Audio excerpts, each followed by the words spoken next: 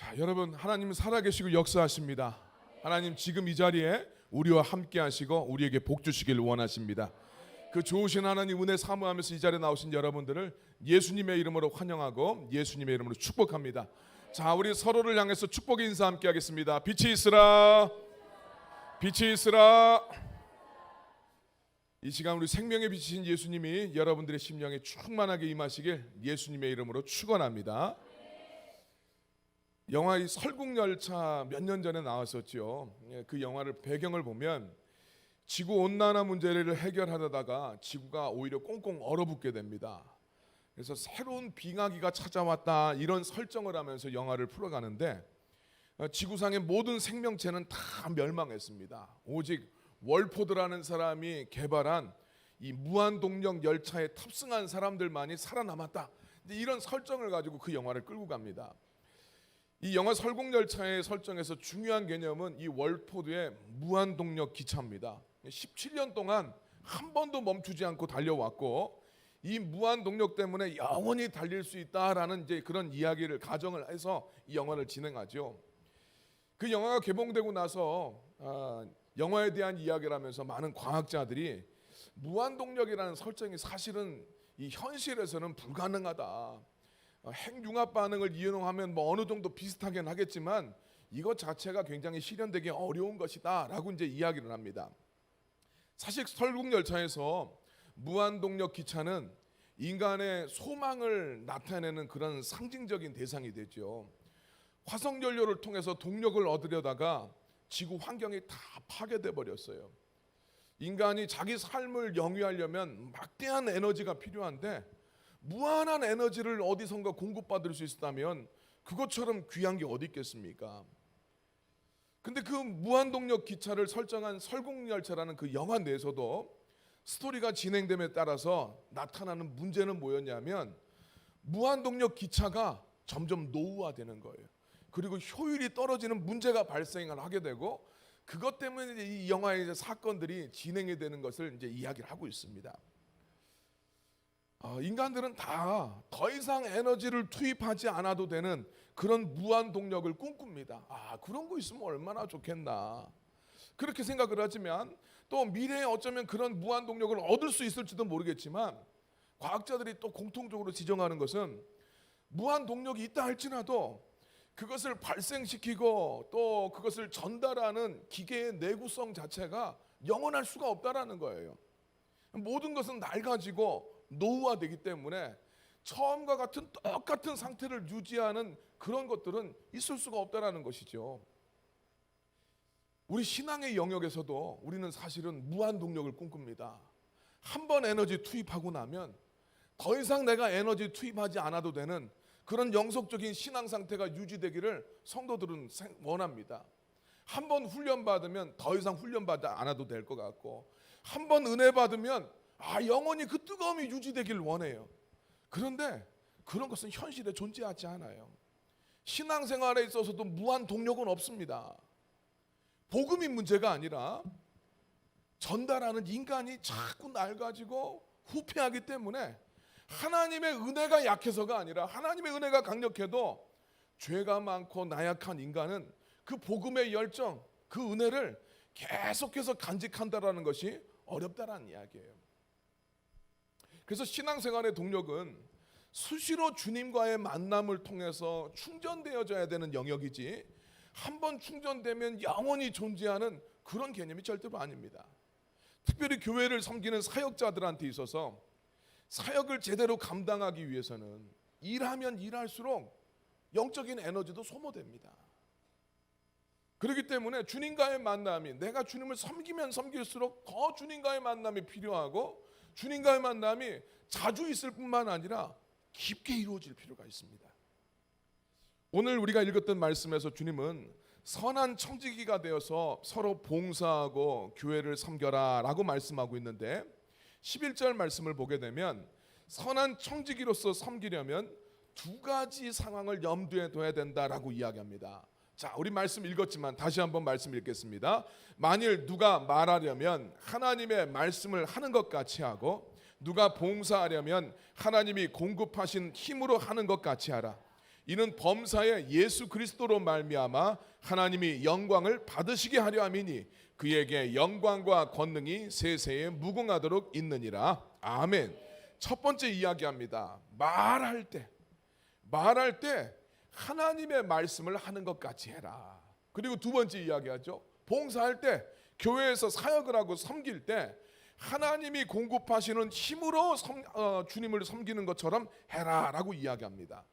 근데 여러분, 근데 이 말씀 읽으면서 좀 이상하지 않습니까? 뭐뭐 같이 해라라고 이야기해요. 이 말씀을 문자대로 읽게 되면 원래는 내가 하고 싶은 이야기 하는 건데 그걸 하나님의 말을 하는 것처럼 생각을 해라. 또 봉사할 때도 원래는 내 힘으로 하는 건데 다른 사람들한테 이야기할 때 야, 하나님이 나한테 이 힘을 주셔서 내가 이거 하는 거야 라고 말하라는 것처럼 읽혀져요. 실제로는 안 그런데 교회에서 이야기할 때는 그런 에티켓, 야, 그런 겸손의 모습들을 너희가 가져야 된다 라고 말하는 것처럼 우리들한테 들립니다. 근데 지금 베드로가 교회에서 신앙생활을 할 때 에티켓을 지금 이야기하는 걸까요? 그런 이야기가 아닙니다. 절대로 오늘 말씀은 성도들한테 겸손한 척해라 그런 이야기하는 게 아니에요. 교회 안에서 직분을 감당한다는 것이 무엇이고 또 그 직분을 감당하는 힘의 원천이 무엇인가, 이것에 대해서 오늘 말씀은 이야기를 해주고 있습니다.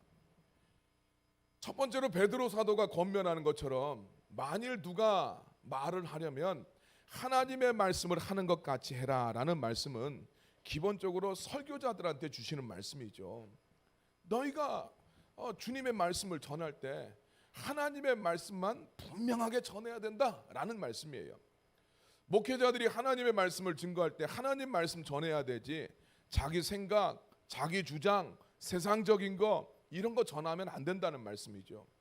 그러나 이 말씀은 목회자들한테만 적용되는 말씀이 아니라 모든 사역자들, 교회 안에 있는 모든 성도들한테 이 말씀을 다 적용할 수가 있는데, 성도들에게 이 말씀을 적용할 때, 주님을 섬길 때는 하나님의 뜻, 하나님의 말씀이 뭡니까? 말에는 그 사람의 생각, 사상 이게 다 나타나잖아요.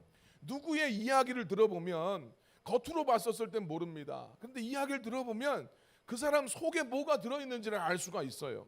마찬가지로 자, 말을 할 때 하나님의 말씀을 하나라는 이 이야기는 너의 생각 이야기하는 것이 아니라 하나님의 뜻, 하나님의 마음, 이거를 이야기하는 사람이 돼야 된다라는 이야기입니다. 자, 우리가 교회 안에서 직분을 가지고 사역을 감당한다는 것은 하나님이 계획하고 하나님의 능력으로 이루시는 하나님의 구원 사역에 동참하는 겁니다. 내 사역이 아니고 이미 그 일을 계획하신 분은 하나님이시고, 또 하나님이 계획하신 일들은 인간의 도움을 사실은 필요로 하지 않아요. 우리 계속 이야기합니다. 주님이 써주시는 것이지 나 없다고 그 일 이루어지지 않는 것이 절대로 아니에요. 주님이 복 주실 근거를 잡는 것이고 성도를 훈련시켜 나가는 것이고 주님께서 우리를 이끌어 가시기 위해서 써주시는 것이지 아쉬워서 그런 게 아니라는 이야기예요. 하나님의 능력으로 이루어지고 또 그것이 하나님이 계획하신 일인데 거기에 주님께 앞에 우리가 동참을 했었을 때는 어떻게 해야 되느냐? 하나님의 뜻을 나타내고 주님의 마음을 나타내는 그런 사역자들이 돼야 된다라는 이야기입니다. 우리 민수기 말씀을 묵상을 했었는데 민수기 말씀 보면 백성들을 낙심시키는 수많은 사역자들을 우리는 성경을 통해서 보게 됩니다. 10명의 정탐꾼들, 그냥 이 사람들 그 지파에 속한 대충 10명 부른 게 아니에요. 백성의 지도자들이었습니다. 이들이 정말 하나님 앞에 지도자들이라면 어떤 목표를 가져야 됩니까? 하나님의 뜻과 하나님의 마음을 백성들한테 전달을 해야 돼요. 정탐하고 와서 뭐 그런 자기 생각 이야기하는 게 아니라 하나님이 승리 주실 것을 믿고 백성들에게 하나님 말씀에 순종해서 믿음의 싸움을 싸울 수 있도록 그런 이야기를 해야 돼요. 근데 이 사람들은 자기들이 앞장서서 이스라엘 백성들을 다 낙심시킵니다. 야, 그 땅 가봤더니 그 땅은 사람을 삼키는 땅이다. 거기에 성은 높고 너무나 강하고 거기 거인족들이 사는데 우리가 그들 앞에 서 있으니까 우린 메뚜기 같더라. 이건 하나님의 마음과 하나님의 뜻하고는 전혀 상관없는 소리예요. 그래서 그들도 망할 뿐만 아니라 그들을 통해서 다른 이스라엘 백성들도 다 낙심돼 버립니다. 고라와 다단과 아비람, 이런 사람들 뭡니까? 다른 사역자들, 자기의 지도자였던 권위자 모세를 헐뜯고 거역하는 모습을 보여줘요. 네. 이게 얼마나 공동체의 문제가 되겠습니까? 또 모압 평지에서 백성들 앞에서 앞장서서 미디안 여인들과 합해서 우상 숭배를 했던 시므온 지파의 시므리라는 사람이 있어요. 앞장서서 백성들을 막아야 되는 사람인데 자기가 앞장서서 우상 숭배를 합니다. 대충만 살펴봐도 오늘 이 사람들 다 리더들이고 지도자들인데 하나님의 마음을 전하거나 하나님의 뜻을 나타내지 않고 자기도 믿음으로 살지 않고 남도 믿음대로 살지 못하게 만들었어요. 그래서 불순종하고 자기 의를 드러내고 앞장서서 죄를 지어서 자기뿐만 아니라 다른 사람들도 다 실족하게 만들었던 그런 사람들의 모습들입니다. 반면에 우리 여호수아와 갈렙은 백성들 앞에 서서 그들한테 하나님의 뜻과 하나님의 마음을 전하는 사역자들이었어요. 백성들이 참 막 요동을 했었을 때 오늘 그들 앞에 하나님 앞에 믿음으로 반응하도록 자기들이 앞장섭니다. 예, 갈렙 그러잖아요. 저 산지 다 겁내고 있는데 저한테 맡겨주십시오. 제가 정복하겠습니다. 10명의 다 부정적인 이야기하는데 그들 앞에 서서 그러면 절대로 그렇지 않다. 저 땅은 하나님이 우리한테 주시는 땅이다. 오히려 그들이 우리의 밥이다. 이 사람들은 하나님의 마음과 하나님의 뜻을 전하는 거예요.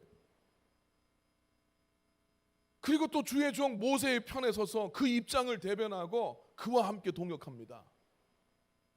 어떤 사람이 하나님의 마음과 하나님의 뜻을 전하는 사람입니까? 교회의 직분을 가지고 있고 주님을 섬긴다라고 생각했었을 때는 내가 어떤 위치에 서야 되는가를 분명하게 생각을 해야 됩니다. 앞장서서 낙심시키는 사람인가, 정말 하나님의 뜻과 하나님의 마음을 품고 백성들이 갈 수 있도록 그 돕는 동역자인가, 이건 너무너무 중요해요. 종종 사역자들 가운데 두 가지의 모습을 나타낼 때가 있어요.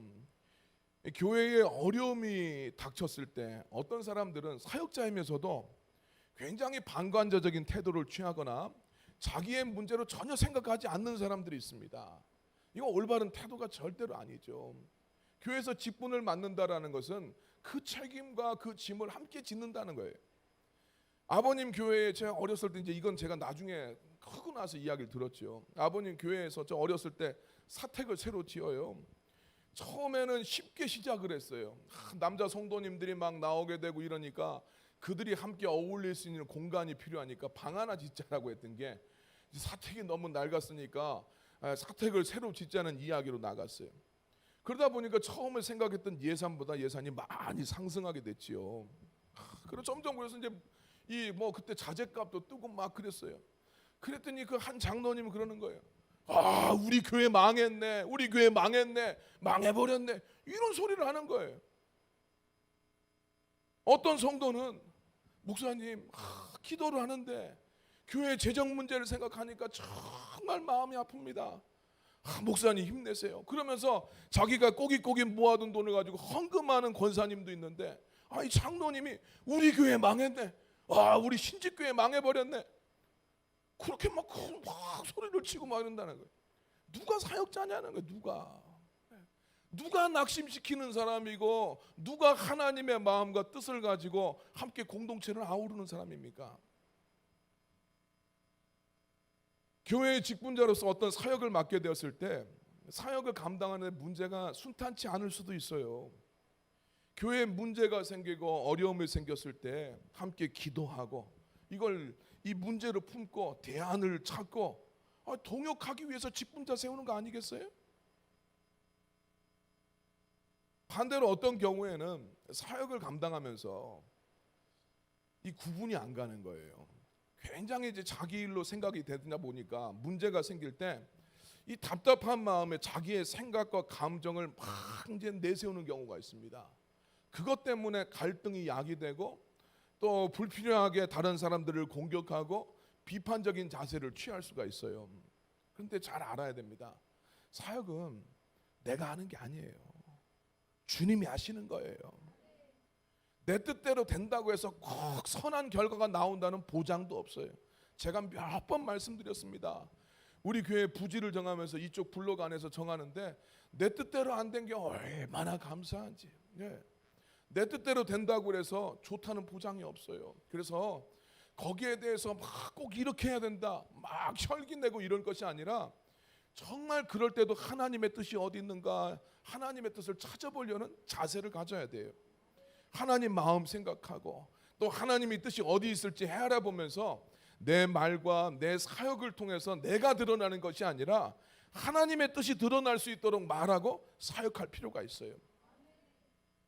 우리 사역자들 다 배우셨을 거예요. 영적인 지성소의 원리가 있다.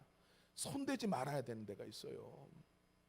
충성할 때도 지켜야 될 선이 있어요. 넘지 말아야 될 영역이 있습니다. 우시야 왕처럼 열정이 넘쳐서 제사장들이 분향해야 되는데 그 분향 자기가 하겠다고 막 나서게 되면, 이런 구별됨이 없으면 그 충성됨은 그 올바른 충성됨이라고 할 수가 없어요. 두 번째로 우리 아까 전에서 이야기했던 것은 어떤 교회 안에서 사역을 할 때는 하나님의 마음, 하나님의 뜻을 나타내려고 해야 되고, 두 번째로 교회 안에서 사역을 할 때는 하나님이 공급하시는 힘으로 교회를 섬겨야 됩니다. 우리 이 말씀에 이야기합니다. 누가 봉사를 하려거든 하나님이 공급하는 힘으로 하는 것 같이 해라 라고 말씀하고 있는데, 이 말씀은 하나님께 힘을 공급받아서 섬기라는 이야기예요. 사역은 자기 힘과 능력으로 하는 게 아니라 하나님이 공급하시는 힘으로 하는 겁니다. 그래서 사역의 우리 아까 전에 첫 번째 원리가 인간의 뜻, 자기 감정, 생각 이런 거 나타내는 게 아니라 하나님의 마음을 가지고 하나님의 뜻을 이루려고 해야 되는데, 하나님 마음이 저절로 생겨납니까 사람 안에? 절대로 그렇지 않아요. 하나님이 그 마음과 생각을 넣어주셔야 돼요. 그래서 하나님 섬길 때는 하나님이 공급하시는 힘으로 주님을 섬겨야 된다라는 이야기는 철저히 하나님을 의지할 필요가 있다라는 이야기예요. 하나님은 사람을 통해서 일하시긴 하지만 모든 사역을 행하시는 주체는 하나님이십니다. 인간이 그 하나님이 넣어주시는 마음이 없으면 하나님의 마음을 가질 수가 없어요. 어떻게 죄인인 인간이 하나님의 마음을 가질 수 있겠습니까? 주님과 붙어 있어야 돼요. 요한복음 15장 5절 말씀입니다. 같이 한번 읽겠습니다.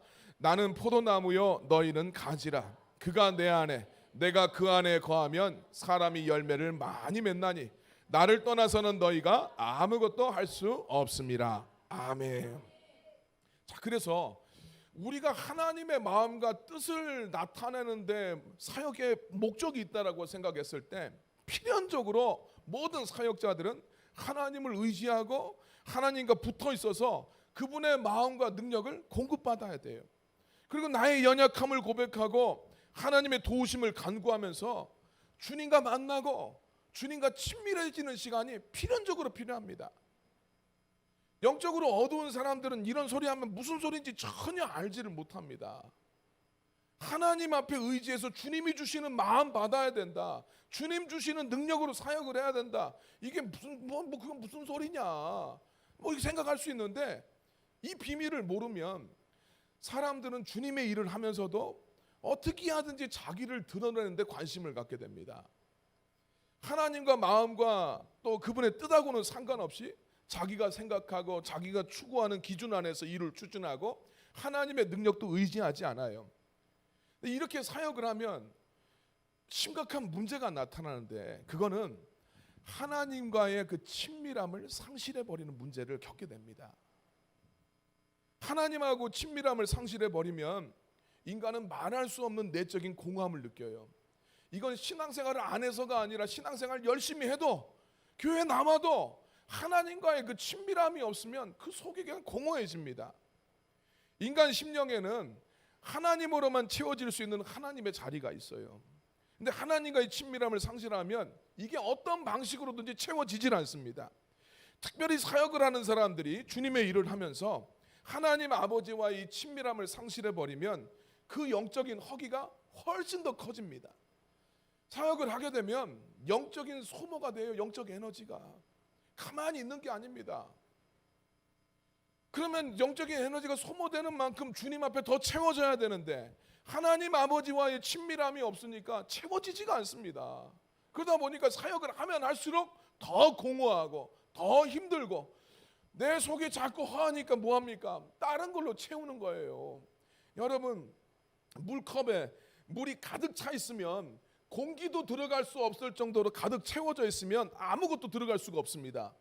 비어져 있으면 다른 곳으로 채워지게 돼 있어요. 우리의 심령도 마찬가지예요. 하나님으로 가득 채워져 있으면 다른 게 들어올 수가 없어요. 그런데 채워져 있지 않으면 다른 게 비집고 들어와요. 자꾸 인간적인 생각, 인간적인 감정이 들어옵니다. 그래서 사역을 하면 할수록 자꾸 공허해지고, 이게 공허해지다 보니까 자꾸 다른 사람들한테 전화해서 무슨 이야기를 하고 싶고 힘들다는 생각이 들고 인간적인 감정, 생각이 올라와서 자꾸 짜증이 나기 마련이에요. 오늘 그런 상태가 되었었을 때 성도도 깨달아야 돼요. 아, 내 안에 지금 하나님이 안 계시구나. 내 안에 지금 하나님이 결핍됐구나. 이걸 깨닫고 주님 앞에 나아가야 돼요. 그래서 주님과의 관계 안에서 이거 승부를 봐야 됩니다. 근데 이게 안 되면 인간적인 것으로 사람을 통해서 이 공허감을 채워가려고 해요. 그래서 사역을 하면서 사람이 해주는 칭찬, 사람들한테 받는 인정, 이걸 끊임없이 갈구하게 됩니다. 근데 여러분 이상하지요. 그런 것은 그런 칭찬과 인정을 갈구하면 갈구할수록 그 순간에는 기뻐지는데 내면의 공허함은 사라지지 않아요. 점점 더 커집니다. 하나님을 의지하는 훈련이 안 돼 있으면 자꾸 다른 사람들을 통해서 이 공허함을 해소하게 돼 있어요.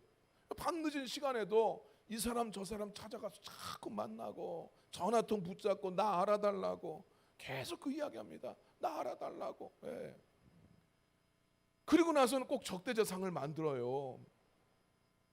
저 사람의 문제라고 저거 보라고. 예.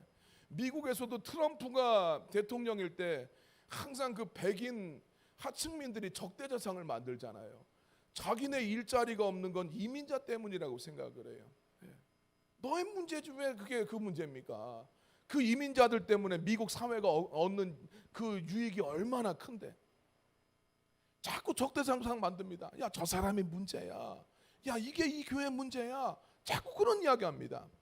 그리고 나가서 이제 별의별 소리를 다 해요. 안타까운 경우는 오이코스 만나서 그런 소리를 해요. 오이코스 만나서 자기는 친하니까 전도한다고 생각합니다. 그러나 진짜 이건 어리석은 거예요. 그런 이야기를 하면 그 이야기를 들은 오이코스는 절대 교회 안 옵니다. 그래서 그런 어리석은 행동은 천국 문에 자기도 안 들어갈 뿐만 아니라 남도 못 들어가게 막고 있는 거예요. 이런 식으로 자기 의가 가득하게 되면 하나님의 마음은 알 수도 없고 채워질 수도 없어요.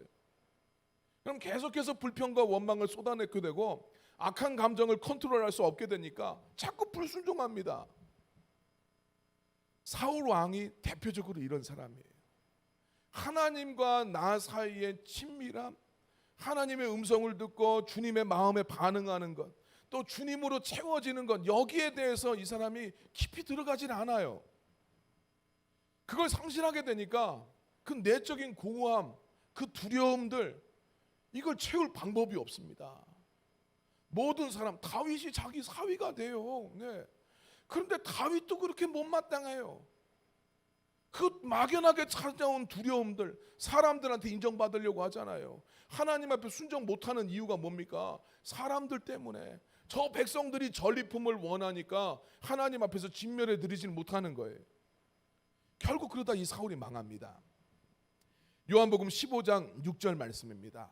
자, 그래서 주님이 이 말씀 주시는 거예요. 같이 읽겠습니다. 사람이 내 안에 거하지 아니하면 가지처럼 밖에 버려져 마르나니 사람들이 그것을 모아다가 불에 던져 사르느니라. 아멘.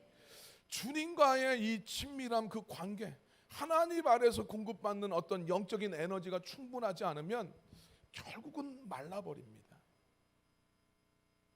신앙생활에서 더 이상 외부에서 공급받지 않아도 되는, 내가 더 이상 어떤 공급을 받지 않아도 내가 믿음 가운데서 살 수 있는 무한 동력 에너지는 존재하지 않아요. 자동차가 운행을 하려면 아무리 바빠도 너무 지금 급해요. 그래도 기름이 없으면 주유소에 들러서 기름을 채워야 돼요. 바쁘다고 그냥 가면 큰일 납니다. 사실 사람이 하나님 아버지의 마음을 품고 그 뜻에 순종하는 것, 이건 쉬운 일이 아닙니다. 죄 가운데 사는 인간이 어떻게 하나님의 마음을 품고 알 수 있겠습니까? 이거 간단한 일이 아니에요. 그것은 하나님의 임재 안에서만 가능한데, 하나님께 나아가지 않는데 어떻게 하나님의 임재를 경험할 것이며, 하나님을 경험하지 못하는데 어떻게 하나님을 알고 그 마음을 품을 수가 있겠습니까? 뿐만 아니라 인간은 죄성을 가지고 있어서 하나님 아버지의 마음을 알아도 한결같은 마음으로 그 마음을 품을 수가 없어요. 아무리 교회에서 제자 훈련을 많이 하고 훈련을 한다고 해도 사람은 한결같지가 않습니다. 강철도 무디어져요. 아무리 강철로 만든 도끼라고 할지라도 항상 날이 서 있는 게 아니잖아요. 주방에 칼이 아무리 좋은 칼을 갖다가 사도 그 칼날이 항상 여전하지가 않습니다. 세계에서 쇠를 가장 잘 만드는 회사가 어디입니까? 포스코잖아요. 포스코의 쇠도 무디어져요. 인간의 믿음은 수시로 출퇴근합니다. 믿음이 좋을 때도 있고 상태가 안 좋아질 때도 있어요. 끊임없이 회복을 위해서 충전할 필요가 있어요. 특히 사역자가 사역을 하게 되면 영적인 에너지가 많이 소모됩니다. 많은 일을 하면 할수록 에너지 소모가 크죠. 그래서 운행을 많이 하는 자동차는 주유소에 더 자주 가야 돼요. 사역을 많이 하면 할수록 더 자주 영적인 주유소에 들어가야 됩니다. 주중에 한 성도님 만났어요. 자기가 고백을 해요. 목사님, 교회 안 나가는 시간이 좀 길어지게 되면 저는 변해가는 제 자신을 느낍니다. 그거 은혜예요. 예수님이 없을 때 내 심령이 얼마나 척박해지는지 그거를 깨달을 수 있다는 거, 이거 은혜예요. 예배를 안 하는데도 내 속에 공허함이 없어요. 이거 심각한 거예요. 여러분, 아픈 사람들의 특징이 안 먹어도 괜찮은 거예요. 건강한 사람들은 잘 먹습니다. 안 먹어도 괜찮아요. 예배 안 해도 나는 괜찮아요. 난 예배가 안 되고 있는데 저 여전히 예수님 사랑해요. 문제예요. 종종 우리가 믿음의 정보를 듣게 되면 내가 그만큼 믿음의 사람이 된다고 우리는 착각을 해요. 믿음에 관련된 이야기를 들으면. 근데 그러지 않아요. 정보를 아는 것과 실제로 사는 거는 진짜 다른 문제예요. 신앙생활 이렇게 해야 돼. 아는 거하고 내가 실제로 그렇게 사는 거하고는 이거 천차만별이에요. 예수님은 그래서 말씀을 듣고 깨닫게 됐지만 오히려 방비가 철저하지 않으면 네 나중 형편이 처음보다 더 어려워진다라고 예수님 말씀하셨어요. 마태복음 그러잖아요.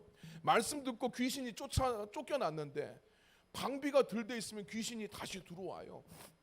악한 영, 악한 생각이 들어오는데 이번에 들어왔었을 때는 자기 친구 귀신 7마리를 같이 데리고 들어 산다는 거예요. 이 말씀은 한 번 은혜 경험한 차원에 머물면 절대로 안 된다. 내가 훈련 받았다, 거기에 머물면 절대로 안 된다. 지속적으로 내 속에 성령이 흘러넘치고 말씀으로 충만해지는 과정이 필요하다는 이야기예요. 내 신앙의 경력이 얼마인데 그건 당구장 가서나 이야기하세요. 테니스장 가서 내 구력이 얼마인데 그건 거기 가서 이야기하세요. 신앙생활에서는 절대로 그런 게 없어요. 제가 아까 전에 예배가 잘 안 돼서 만났던 우리 성도님이 그런 이야기합니다. 그분의 용어는 아닌데 제가 그분의 이야기를 번역해보면 그래요. 그분은 이럽니다. 제 안에 하이드 씨가 살고 있다는 걸 전 인식하고 있습니다. 지킬 박사와 하이드 씨 아시죠? 내용은 몰라도 지킬 박사는 좋은 사람, 하이드는 나쁜 사람인데 내 안에 그 악마적인 본성이 있다라는 거예요. 자기한테 예배가 안 되면 세상에 막 집착하게 된대요. 돈에 자꾸 환장하게 되고 막 폭력적이게 되고 걱정이 막 밀려오고 악한 생각이 자꾸 들더라는 거예요. 은혜 받으면 지킬 박사가 강해진대요. 제 안에. 하이드 씨가 이렇게 쭉 눌러지는 게 느껴진대요. 우리가 이 땅 가운데서 살아가는 성도들이 선한 청지기로서 주님의 공동체를 지키려면 하나님 마음 가져야 돼요. 그리고 하나님의 마음을 전달하고 그 뜻에 따라서 움직여야 되는데, 그렇게 살기 위해서는 주님이 주시는 힘이 필요합니다. 그 주님이 주시는 힘을 공급받는 가장 기본적인 시간이 예배예요. 특별히 교회의 직분을 잘 감당하려면 기본이 예배입니다. 하나님 말씀을 알기 위해서도 우리가 예배가 필요하지만, 하나님의 마음을 알고 그 뜻을 전하는 것이 사역의 본질이라면 그런 사역을 하면 할수록 예배가 더욱더 필요한 거예요. 특별히 교회 안에 우리가 이제 중직자들을 뽑으려고 하는데, 그들에게 예배는 아주 기본적인 조건이 됩니다. 여러분 한번 생각해 보세요. 주변에 목사인데 교회를 안 가. 이상하지 않아요, 여러분? 목사인데 교회를 안 가. 권사님인데 교회를 안 가.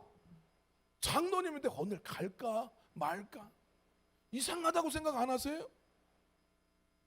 예배를 갈등하는데 직분 맞는 것도 이상하죠. 우리 교회 새 가족들이 오면 거의 말씀 전하는 것이 요한복음 15장 5절 6절 말씀이에요. 붙어 있어라. 붙어 있지 않으면 아무것도 못한다. 주님하고 떨어지면 너 말라버린다. 이 이야기죠. 코로나 3년을 겪으면서 한국 교회들마다 20%가 안 돌아온다라는 이야기를 합니다. 그 20%가 안 돌아온대. 우리 교회의 숫자상에 특별한 변화는 없지만 제가 느끼는 것은 주중 예배가 참 소원해졌다는 생각이 들어요. 여러분 무너진 예배의 태도를 새롭게 하세요. 여러분 주중 예배 성공하시길 예수님의 이름으로 축원합니다. 그러나 교회에 가는 게 의무적인 수준에 머물러 있으면 이건 진짜 불쌍한 거예요. 네. 절대 그 수준에 머물면 안 됩니다. 이사야 1장 12절 말씀입니다. 같이 읽겠습니다. 너희가 내 앞에 보이러 오니 이것을 누가 너희에게 요구하였느냐? 내 마당만 밟을 뿐이니라. 아멘. 예배 드리러 왔는데 하나님 만나지 못하고 그분의 임재로 들어가지 못하고 그냥 가는 거는 마당만 밟을 뿐이래요. 물론 어떨 때 예배가 집중이 안 될 수도 있고, 때로는 설교가 마음에 안 들 수도 있고, 또 처음에 교회 나온 분들 이야기를 들어보면 뭔 소리 하는지도 모르겠고 이상하고 낯설 수도 있습니다. 어떤 분은 제가 그런 이야기 들었어요. 교회 왔는데 한 6개월 동안 그렇게 설교 시간만 되면 졸리더라. 죄송합니다. 예. 정말 제가 탁월하게 말씀을 전할 수만 있다면 더 좋을 텐데, 예. 그런 부분들에 있어서 목사로서는 미안합니다. 그러나 여러분 하나님은 정말 살아계시고 역사하세요. 하나님은 여러분의 기도를 들으시고 성도가 진심으로 주님을 찾으면 주님은 그곳에 임재해 주십니다. 설교가 못 들어주겠어도 간절히 주님을 찾는 마음으로 예배 가운데 나오면 주님은 그분을 만나주세요. 그 진지한 마음과 사모하는 마음만을 가지고 예배를 할 필요가 있어요. 여러분 제가 여러분 앞에 말씀드린 것이 안 믿어지는 것 같고 목사한테 속는 것 같아도 속아도 손해볼 건 없잖아요. 여러분들 예배 가운데 여러분이 진실한 마음을 가지고 주님을 찾았을 때 하나님 여러분을 반드시 만나주시는데, 여기에 여러분이 속았다고 해서 손해될 거 없잖아요. 그래서 여러분 예배에 나올 때는 그 간절함을 가지고 나오세요. 예배의 본질은 우리 예수님과의 만남이고 그분과의 친밀함에 들어가는 거예요. 마당 밟고 가는 거 예배가 아닙니다. 교회에 와서 이 바닥 밟고 가는 게 아니잖아요. 정말 살아계시는 우리 예수님 만나야 됩니다. 예배를 통해서 하나님의 임재를 경험하고 하나님의 음성을 들을 수 있도록 해달라고 여러분 기도하세요. 그리고 그 주님 앞에 집중하십시오. 그리고 우리 사역자들 모든 직분을 가지신 분들 한 발 더 나아가서 아버지의 마음을 주님 나에게 좀 부어주십시오. 교회를 향한 우리 하나님 아버지의 마음을 주님 나한테도 좀 부여주십시오. 그래서 주님 뜻대로 주님 나를 좀 사용해 주십시오 라고 여러분 기도하시길 바랍니다. 여기에서 주님 주시는 힘을 예배를 통해서 얻게 되고 그 힘으로 얻어서 주님의 마음으로 교회를 섬기고 하나님을 섬겼을 때 여러분 하나님이 기뻐하시는 선한 청지기의 사명을 감당할 수 있습니다. 여러분 예배를 통해서 살아계신 우리 주님을 만나고 그 아버지의 마음을 가지고 여러분 주님을 섬기고 주님에 대한 이야기를 할 수 있는 여러분들이 되기를 예수님의 이름으로 축원합니다.